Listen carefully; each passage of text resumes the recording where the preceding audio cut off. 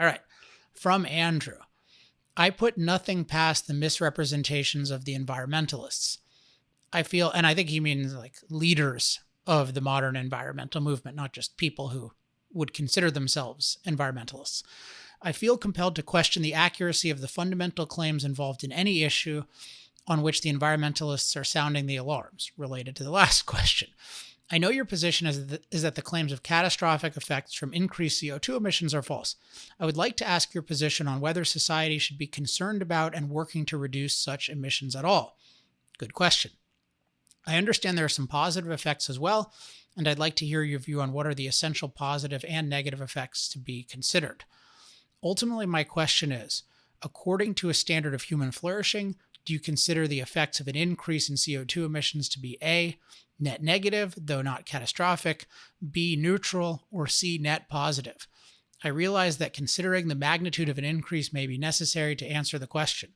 I'm basically interested in whatever the magnitude is that's being used by the experts who are raising the concerns, which seems to be based on the amount of emissions have already increased from some point in the past to the present, and the amount emissions are expected to increase from the present to some projected future date. Of course, I leave it to you to determine what is the best approach. This is a very exact question, which I like. Let's see. So, first of all, why is Andrew right, I think, to be skeptical of anything leading environmentalists say? And one reason is that the broad reason that I discussed in answer to Todd's question, which is that there's a whole history of environmental leaders, designated environmental experts making these very wrong catastrophe predictions, particularly about fossil fuels, but more broadly about industrial civilization, high productivity civilization, high impact civilization. You can think of it as. And then, behind that, as I discussed, there's the perfect planet premise. So this is an assumption that the planet is stable, safe, and sufficient, and that leads to the expectation that human impact on the planet will be catastrophic.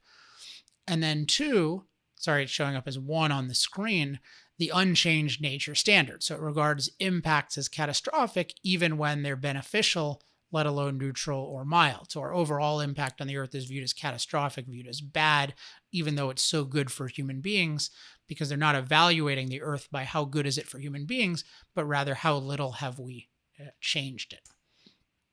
So Andrew asks, I would like to ask your position on whether society should be concerned about and working to reduce such emissions at all. So let's start off with concerned about. I would say I definitely agree with having what I could call initial concern. So initial concern means there's something here that may be concerning that I want to study. And if you know, well, CO2 is a greenhouse gas, technically an infrared absorber, and so it temporarily, in effect, traps, the short version is temporarily traps heat. So it basically slows the escape of certain kinds of heat from the atmosphere. And so that has a warming influence. And so you should be interested at least in, hey, what happens when we add more of that CO2, when we increase the percentage from about 0.03% of the atmosphere to 0.04% of the atmosphere? That's a legitimate thing. And even though those numbers sound low, if you look at the exact number, it's something like 0.027% to 0.041%. It's almost a 50% increase in the quantity of it. So that's something to actually even be concerned about, in the sense, at least, hey, I want to see what this does, and maybe there's something negative here.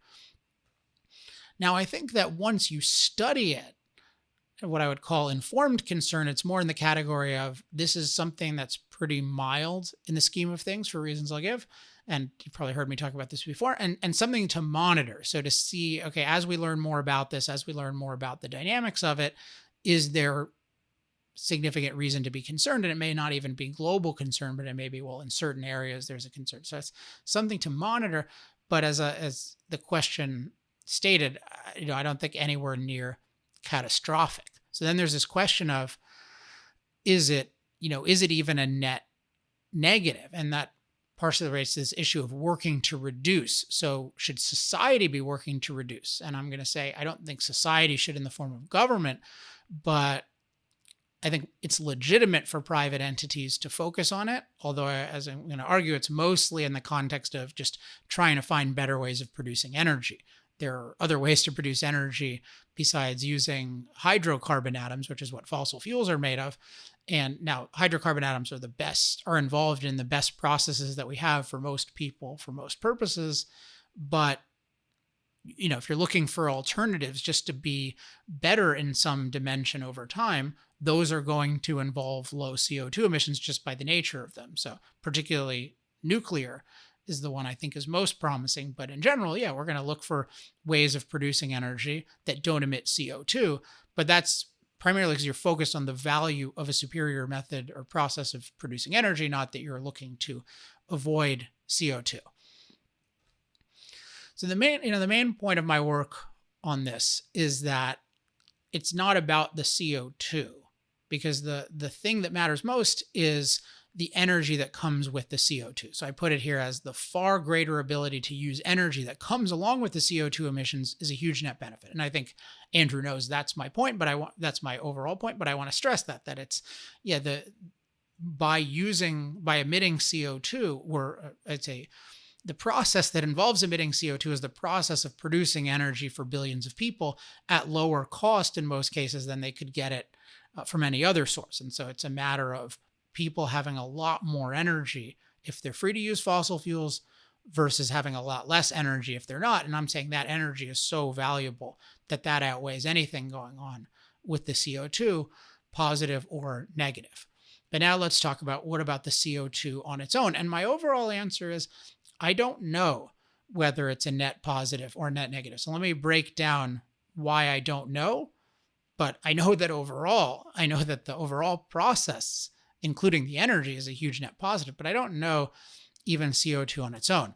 So because if we're looking at CO2 on its own, we have to look at, okay, what are the plant impacts of this? Or you could call it the biospheric impacts. And so on the screen, I have this image which shows, it's from the government, I think it's from NASA, shows what are the greening versus, you could say, browning trends on the Earth. And you see if you can see it, almost the whole thing is green. And what it shows is a huge percentage of the world has become greener since 1982, and including places where there's no human planting of things. So it's almost certainly that something in the non-human world changed.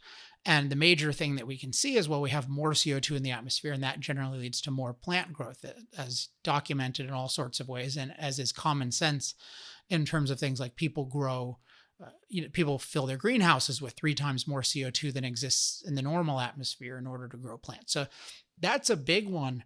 The plant impacts, so global greening, that's a big one, because we live so much on plants, whether we eat them directly or we eat them indirectly through eating animal protein and animal fat. Plants are involved in food. So there are many other things we like plants for, but in general, if the biosphere becomes more productive, and that's what global greening means, if it's overall more productive, that means there's just more fuel for all kinds, more naturally occurring fuel for all kinds of life. And that means it's going to take us less work to produce fuel, which means that food is lower cost. And that means we can afford either more food or higher quality food for the same amount of money, which really means the same amount of time that we're spending, because money ultimately amounts to time. How much of your time does it take you to make the money that you're spending to get the value? So this is contributing to more food or better food in less time. And that is a huge, huge value, particularly for people who are poorer, who are spending very large amounts of time getting food. Now there's ocean impacts. Now, this is a harder one. So this is one we might suspect is more net negative. There's this phenomenon people call acidification, which is not a very useful term because it implies, well, the ocean is becoming acidic, which is not true. If you look at the periodic table, it's becoming slightly less basic or slightly less alkaline, you can call it, but still, way more basic, way more alkaline than just standard water with nothing in it, let alone rainwater. So there's small changes in the pH of water, and how do we assess that? It's hard to know, because you might expect it's not going to do that much. And I think that's mostly what you can expect a lot, because many of the marine organisms that evolved, that exist, one is they're already used to fluctuations of pH just from exchange of different parts of the ocean. The ocean's not one uniform pH, so marine organisms have to be used to a range of pHs. So a slight shift in the range, you wouldn't expect to do that much. And also, a lot of these organisms evolved in periods where the pH of the ocean was much lower, much less basic, much more, quote, acidic. And then also, if you look at the history of the planet, some of the greatest increases in marine life came in eras where the amount of CO2 in the atmosphere and therefore in the ocean, or related to it being in the ocean, were much, much higher than they are today. So it's hard to say on its own, but then at the same time, and so I'll just say that it's hard to say on its own with the ocean. If you're really just looking at it from a human perspective and you're not assuming that, one change is going to just lead to catastrophe everywhere. A note about the ocean that's important is there's a lot of untapped mastery potential in the ocean. And I talked about this in a previous Power Hour with Robert Zubrin. And he talks about this in his book. I think it's The Case for Space. He has a chapter on engineering the Earth. That's a really interesting chapter. And one phenomenon he talks about is how, particularly, a native tribe in Canada was able to, in effect, engineer part of the ocean to be far more bountiful with salmon. And Zubrin's broader point is there's an incredible untapped potential in the oceans, and the oceans are largely dead zones. And we can do certain things to change, like put certain kinds of iron in certain parts of the ocean, and that can lead to dramatic increases in what he calls, in ocean life through, there's aquaculture, which is a more local form of growing more sea life, but also mariculture, which is a broader perspective. And his view is there's huge potential there, including potential to use the additional CO2 to lead to more plant growth in the ocean. So that'll absorb some of the CO2 in the ocean, but also lead to more plant growth, just like it does in the regular atmosphere, and then lead to that to feed more marine animal life. So overall, it's hard to say, but I would say if you look at plants plus ocean, there's definitely a net positive there. Warming is hard to say, because this might seem crazy, but you have to remember I'm looking at this not from an anti-impact perspective, but from a human flourishing perspective. So the human flourishing perspective doesn't assume that a certain CO2 level that we happen to have before fossil fuels was perfect, or that certain temperatures that we happen to have were perfect. It's looking at, well, what's actually good for human beings. And if you look at the kind of warming that occurs, in general, warming is desirable for human beings. The average temperature of the Earth is pretty low in terms of what we're comfortable with. So most people want to live in warmer places. That's why they generally vacation in warmer places. So we're talking about something that's putting it in the direction that generally people want. And then if you look at, by the nature of the warming that we cause, or we apparently cause, it tends to have certain features. So it tends to exist closer to the poles. And that's part of why people are so bent out of shape about, the Arctic ice is melting. But part of it is the warming occurs closer to the poles, which means the warming occurs in already cold areas versus the equator becoming a lot warmer, which generally people on the equator wouldn't want it to become warmer, but they might want it to become warmer in Minnesota. And that's the kind of thing that's happening. So it tends to be warming in more desirable places, and then it tends to be more in winter than in summer, and then it tends to be more at night than during the day. I'm going to talk about these more in Moral Case for Fossil Fuels 2.0, not to keep talking about something that you won't be able to get till next year, but those are certain kinds of dynamics that are important. So I think it's very hard to say on balance, is the warming good or not? And then what are the other climate effects of the warming in terms of storms and you can think of it as storms and floods and fires, and you could expect it to be, in terms of fires, net negative, but this is where it becomes really hard to say, because the energy that comes with the CO2 contributes to this massive ability to deal with things like wildfires. And I want to emphasize that in a second. But even on its own, if you're looking out of context, hey, are the conditions with warming overall better, overall worse? I think it's really hard to say. I haven't seen anything definitive one way or another, but that certainly undercuts the case that it's catastrophic. I want to talk about this issue of that I was just mentioning of the wildfires in a second, but just for some global, really historical context in terms of should we be concerned about the trajectory of the CO2 and the warming. The temperatures throughout the history of the Earth have been at different points 25 degrees Fahrenheit warmer, and the CO2 levels have been 15 times higher. And these are enormous stretches of time. I mean, hundreds of millions of years where life on this Earth flourished. So there's a lot of, in part, because of the higher CO2. So you have these periods where CO2 levels are at levels that we have no idea how to get them there, and temperatures are a level of warming that not even the catastrophists predict that we know how to get.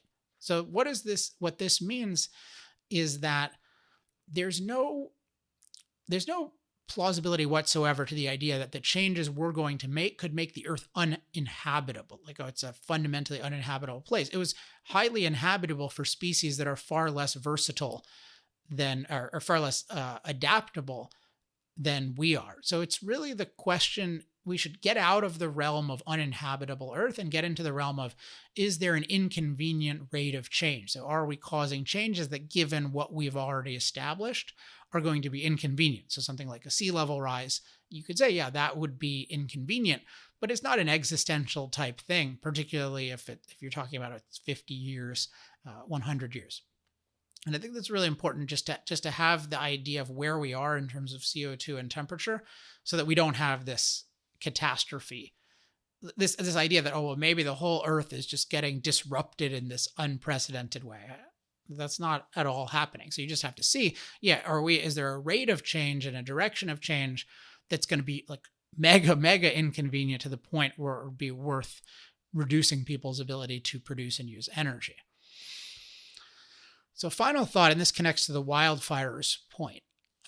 So what was the wildfires point was, you could say that, in general, if it's warmer, that'll tend toward more wildfires, or that slightly puts you in that direction. But at the same time, if it's warmer, it's probably going to be wetter, and so that pushes you away from it. So it's even hard to determine and stuff like that. But the main thing is with wildfires, the key with wildfires is, are we using proper forest management, including are we taking advantage of all the machine power that we have at our disposal with fossil fuels? And right now, we're having incredibly irrational forest management policies. And so that's, if you look at, say, Australia last year, that's what's going on. They're essentially just loading the forests with dry wood because of certain policies that they're allegedly trying to reduce their impact, and that's what makes it almost a bomb ready to go off. But it's not that. An analogy I've thought of is, if your house catches on fire, you don't think, oh, it's because I turned up the thermostat 1 degree. You think, oh, there's something I really mismanaged in the house that put it in flames, that brought it to 451 degrees. It's not that I took it from 70 to 71 and then it burst into flames. And a similar thing is true with forests, where, no, there's something really being mismanaged. So it could be, people are deliberately lighting the fires, or you're putting too much fuel together, but it's not that, oh, it just happens to be a degree or two warmer. But this connects to this broader thought I have, which is that over time, fewer changes in climate conditions are negative. So this is a point I've thought about a bunch. So think about this example that I like to use a lot. You might have heard me use it, but the same thunderstorm that 200 years ago could have ruined your life, the exact same thunderstorm now could be the setting for a romantic evening. You just think about the state of shelter back then versus now. Like, then it could have ruined your life, and now it could be the setting for a romantic evening. So the question is the thunderstorm bad? And if we had twice as many of those, would that be bad? Well, sort of. I mean, you can look at it from the perspective of, if we were naked and afraid and helpless, it would be bad. But really, whether it's bad or not depends on the state of human ability. And the higher human ability is, the more things we can turn into good, even if they were really bad. And in the future, it might be, hey, a hurricane comes along and we can harness that for energy. So the more our ability increases, the fewer things are bad. And often you have this transition from bad to good. And this is yet another reason why the focus should be, how do we preserve and expand our incredible ability as humans, our ability to produce value of any kind that we can then apply to any situation, whether it's dealing with a thunderstorm or dealing with a virus. And so that's another reason to be fundamentally focused on energy, because energy gives us the ability to use machines to improve our lives. And so that gives us more ability to produce any value that we may seek. And one more thought on this is just in terms of action. So, I think the basic action is monitor what's happening, try to learn about it, but really be looking at it from a human perspective. And so I don't think people can even say that there's a net negative for CO2. Now, I should say that the moral case for fossil fuels does not depend on this evaluation of CO2. So people can believe in the moral case for fossil fuels and even believe that CO2 is a significant net negative. And I know people who believe that. I'm just saying that I can't and in a sense, it would be more convenient for me if I thought increased CO2 is a net negative, because it would put me more in the kind of mainstream camp. But I just honestly don't think that we know. And I think it becomes less and less of an issue as our ability increases over time. But I just want to make clear, the moral case for fossil fuels does not depend on CO2 being benign, let alone beneficial. It depends on fossil fuels being a huge net positive for human life. And then in terms of what this means for the government, I don't think the government should be involved. We can monitor it as a potential threat, but I think people should be free to invest in CO2 reduction. But mostly, as I said before, when it's a byproduct of a potentially more cost-effective source of energy, like nuclear. That's one where I talk about a lot. We need to decriminalize nuclear energy. Power Hour. Life, liberty, and the pursuit of energy. Power Hour. The antidote to shallow thinking about energy issues.